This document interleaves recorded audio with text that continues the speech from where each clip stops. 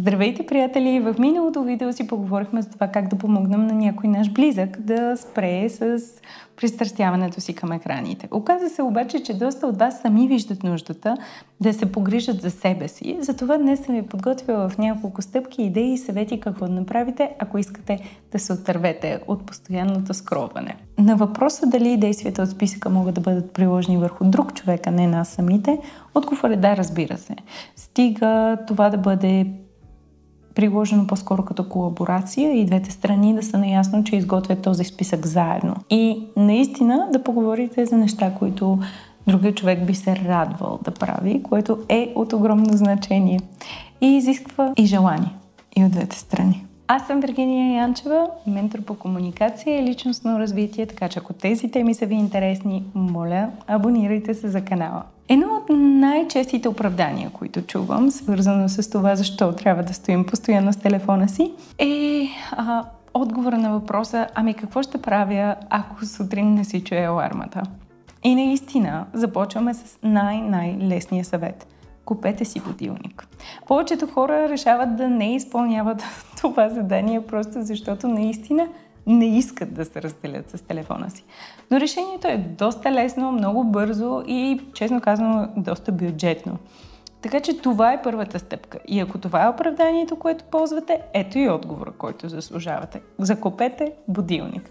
Номер 2. Запълнете времето с физически дейности. Това е от изключително значение, защото през по-голямата част от деня си, така или иначе в 21 век, повечето от нас седят през огромна част от времето. Така че, ако можем да изкараме малко повече време в физически упражнения, които не е нужно да бъдат структурирани в фитнес програма или нещо от сорта.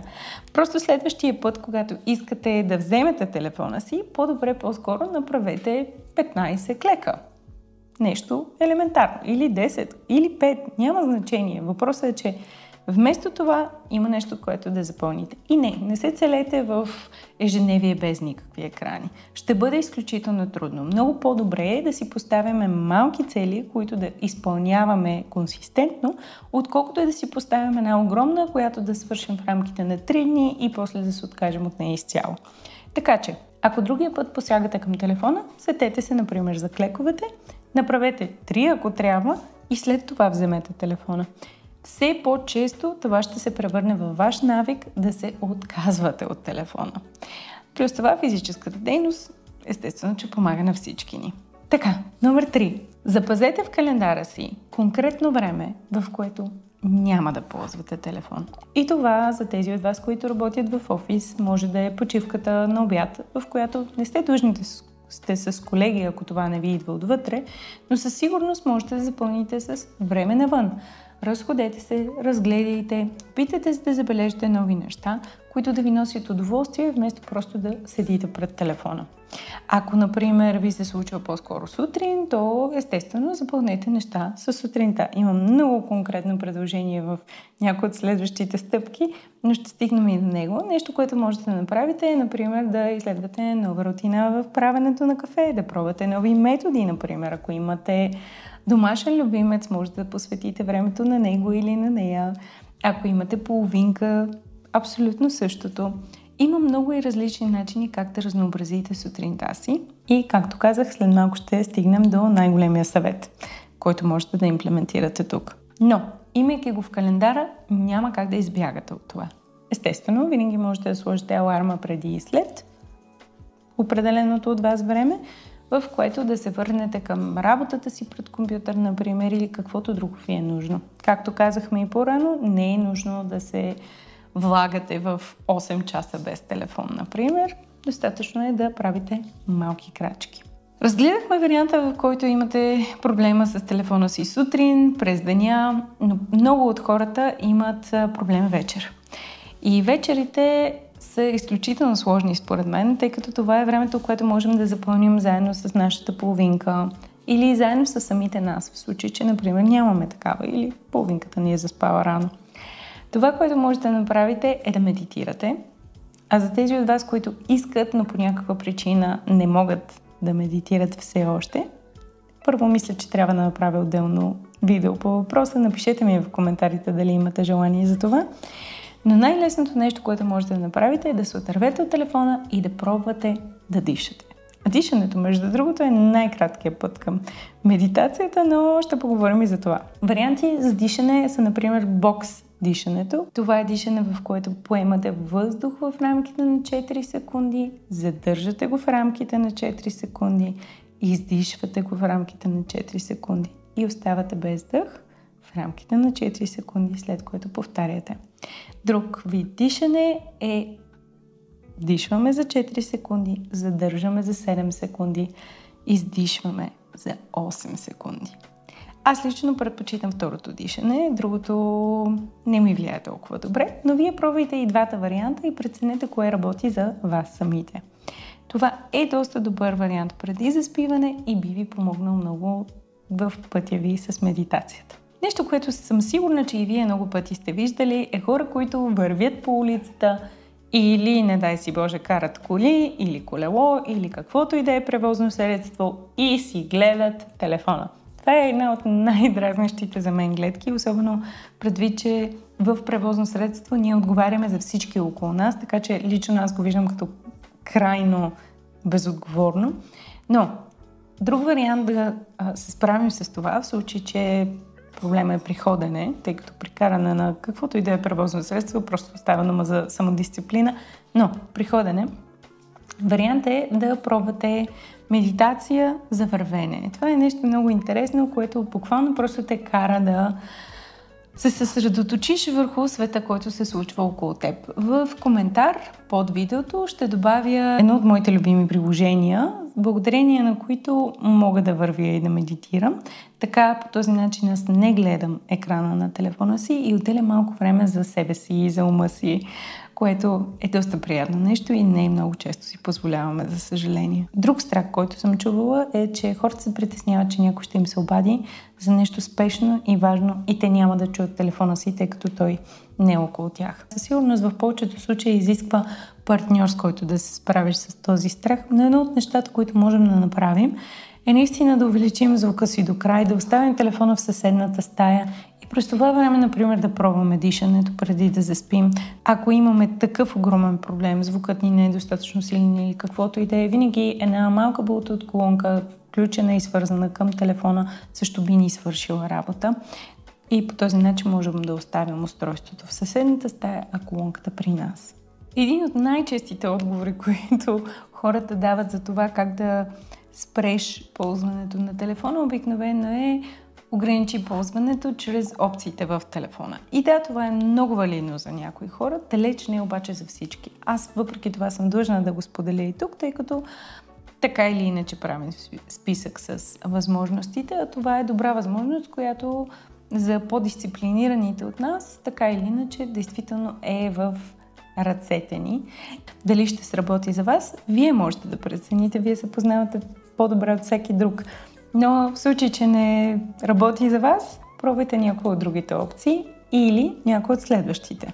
Ако говорите с някой по телефона и дори тогава използвате екрана, за да разглеждате рили или нещо друго, нещо, което можете да наложите като вътрешно правило, е задължително, докато сте на телефона, той да бъде залепен за ухото ви. Без спикъри, без Bluetooth устройства, без слушалки или нещо от рода. Задължително телефонът да бъде на ухото ви. Това ще ви помогне не само да спрете вашето пристрастяване към екрани, но също така и да бъдете по-присъстващи във всяка интеракция, която имате с хората, с които ви се налага да говорите в крайна сметка, което е както уважение към тях, така и уважение към вас самите, тъй като винаги можете да бъдете адекватни в дадена ситуация. Дали си заслужава? Безспорно. Отново, не е нужно да го правите при всеки разговор. В началото можете да си го налагате като правило на всеки трети разговор, например, но е наистина много важно да направите първите крачки. Друг редовен съвет е изтрияповете. И дали работи? Абсолютно. Но, например, на последната ми работна позиция в корпорация ми се налагаше постоянно да имам достъп до телефона си, от гледна точка на това, че непрестанно хора ми звъняха и постоянно получавах имейли. Това са две опции, които така или иначе не мога да изтрия. Това е телефон. Трябва ми да знам, ако някой звъни и ако някой ми пише мейли. Това бяха официалните канали и в един момент се бях хванала, че много често седя и проверявам имам ли нови мейли. И имах ли? Естествено, че имах, но не всички от тях бяха толкова важни. Така че хората обикновено се съобразяваха и въведох правилото пред тях, че ако нещо е наистина много спешно и им трябва отговор веднага, то веднага могат да ми се обадят. Ако обаче е имейл, пратен в извънработно време, най-вероятно ще получат отговор на следващия ден в работното ми време. Такъв тип хигиена се налага според мен не заради мързел. Аз така или иначе виждах имейлите и така или иначе се старая, когато отговарям в извънработно време, винаги да скеджулвам имейлите си, така че да се получават, когато и за хората ще бъде удобно. Намирам това за истинско уважение към другите и за доста по-професионално, отколкото да пращам мейли в 11 през нощта. Но един такъв тип хигиена осигурява спокойствие както на теб, така и на отсрещната страна. Поставяш граници във вашия разговор и така всяка от страните знае какво да очаква. Ако някой го приема като прекалено нахално и нагло от твоя страна, това е техен проблем, не е ваш. В крайна сметка за това имате работно време, нали така? Да, можете да изтриете конкретни апове, от които нямате ежедневна нужда, като например всякакви социални мрежи, в случай, че не сте човек, който се занимава с социални мрежи. И дали ще помогне? Да, със сигурност, особено ако имате дисциплина. Дали това е първото нещо, което ви предлагам? Категорично не. Ако това е всичко, което ви носи допамин през деня ви, то вие ще преживеете доста тежко раздялата с всичко, което ви прави щастливи, но и не само. По-скоро удовлетворени от това, че запълвате времето си с нещо конкретно.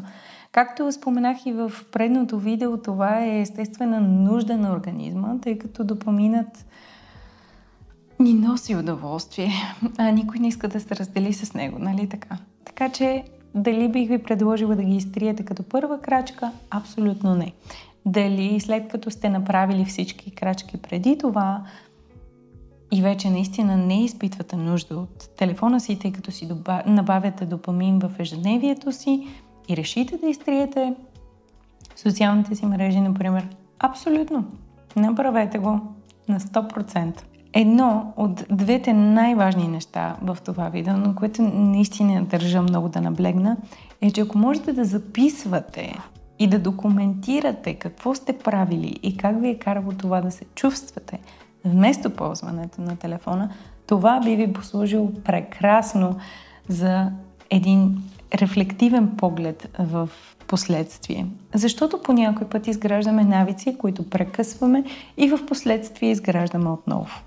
Така че ако следващия път се уловите, може да е след година, 2, 15, 20, че отново имате същия проблем, то винаги ще можете да се върнете към вашата писмена документация. Не случайно не го наричам журнал, не го наричам каквото и да е друго.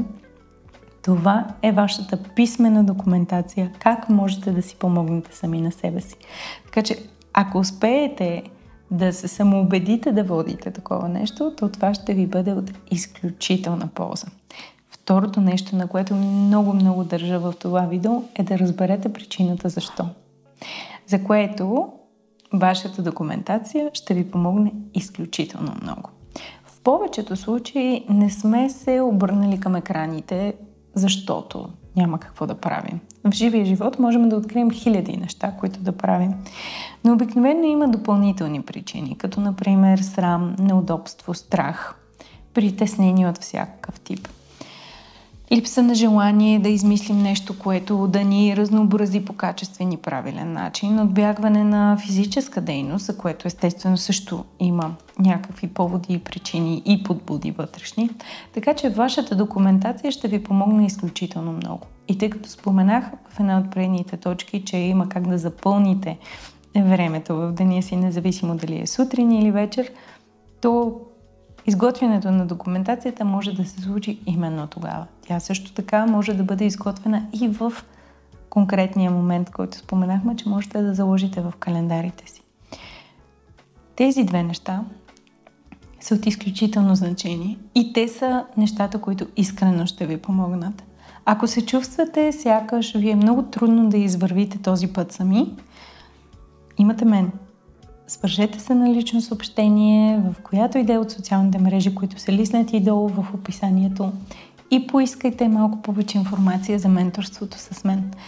Това може да важи за проблема, който имате с телефона или предизвикателства, които срещате в общуването си. Всичко свързано с вашата комуникация с себе си и със света, както и с личностното ви развитие. Много бих се радвала да ви помогна. До скоро!